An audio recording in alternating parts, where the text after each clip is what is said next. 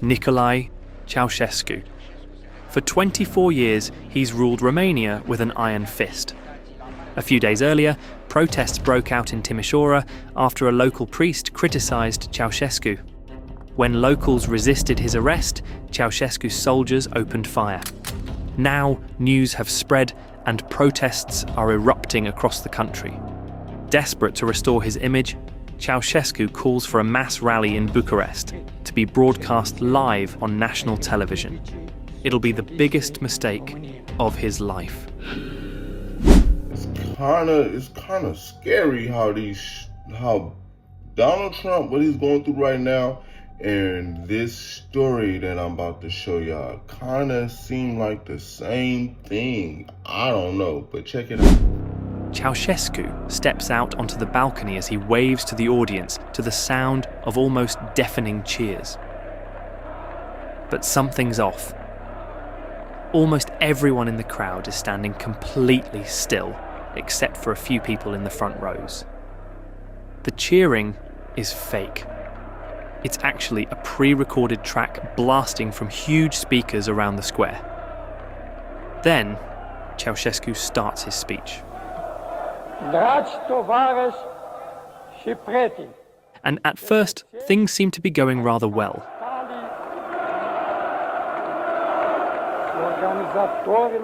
But then, just as he's in the middle of thanking the organisers of the rally, screams can be heard from somewhere back in the crowd. This is not part of the pre-recorded track.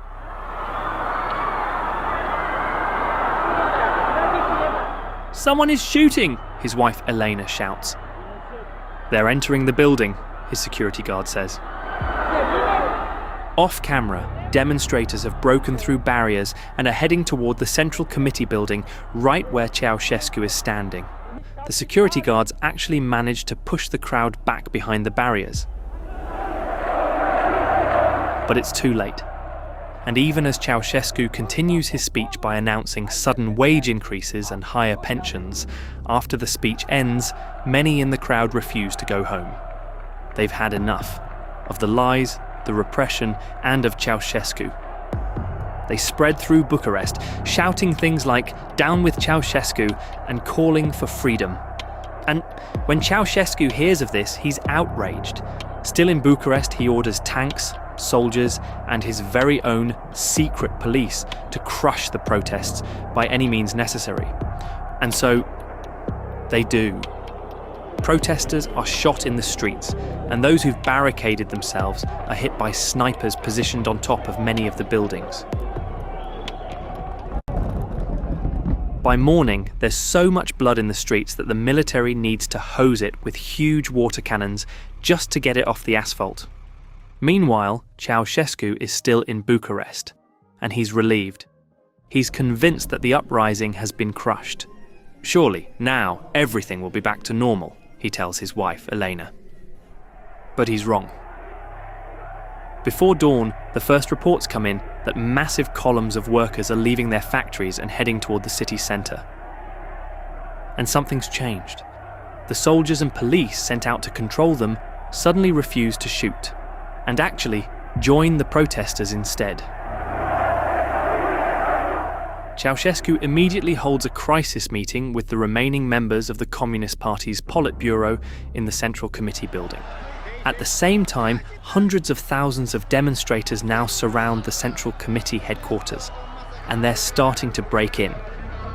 With protesters minutes away from reaching their offices, Ceausescu orders his pilot to bring a helicopter to the roof. Both Nicolae and Elena are visibly shaken and have to be carried aboard by their bodyguards. Their faces are completely drained of colour. Together with two senior officials and two bodyguards, they squeeze into the helicopter and take off minutes before the protesters reach the rooftop. The pilot immediately heads toward Ceausescu's residence in Snagov, north of the city. Here, Nicolae desperately tries to summon military assistance and orders the pilot to get two helicopters with soldiers as an escort. The answer from the other end, however, is clear. They're on their own. No one's coming to help. The pilot convinces the Ceausescus to take off again quickly, leaving the two officials behind to lighten the load. Nicolae instructs the pilot to fly toward the western city of Titu, hoping to reach a loyal garrison. But suddenly, a message crackles over the radio. All flights are grounded. Any unidentified aircraft will be shot down, and so they have to land. The pilot puts them down by a road between Bucharest and Târgoviște, and with that, the Ceausescus now find themselves on their own, with just 2 security guards. After a while, they manage to hijack a passing car, a bicycle mechanic who drives them toward the town of Târgoviște.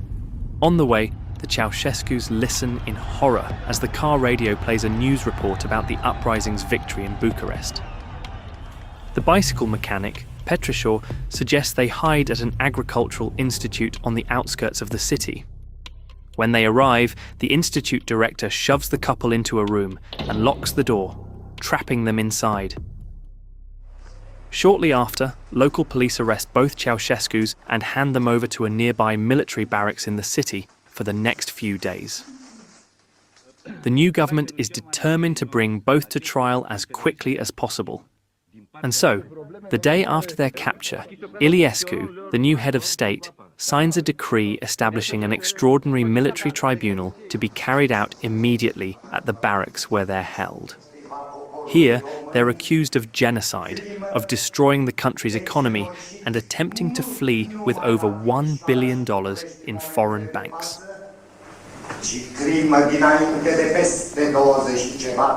As their crimes are read to them, Nicolae simply laughs.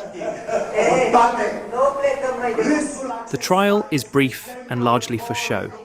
It lasts about 2 hours and takes place without any real possibility for defence or appeal.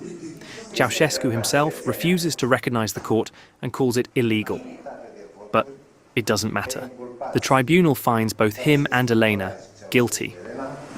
The sentence, for both, is death by firing squad, and the execution will happen immediately. Straight away, Nicolae tries to appeal the decision, but he's denied.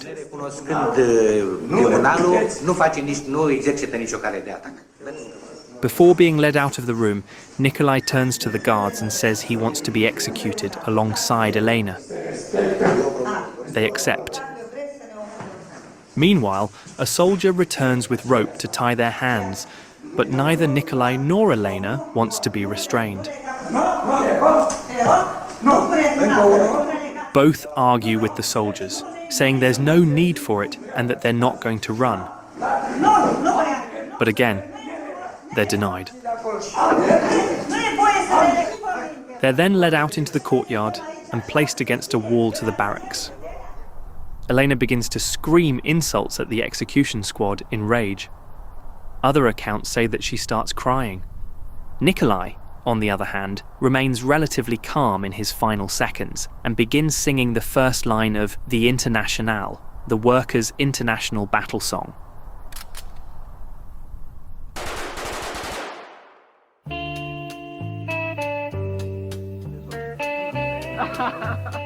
The very next day, Romanian television shows footage of the 2 bodies at the foot of the barracks wall as final proof that the Ceausescus are gone. In May 1990, Romania held its first free elections since 1937. Over the next 2 decades, it joined NATO, entered the European Union, and began rebuilding.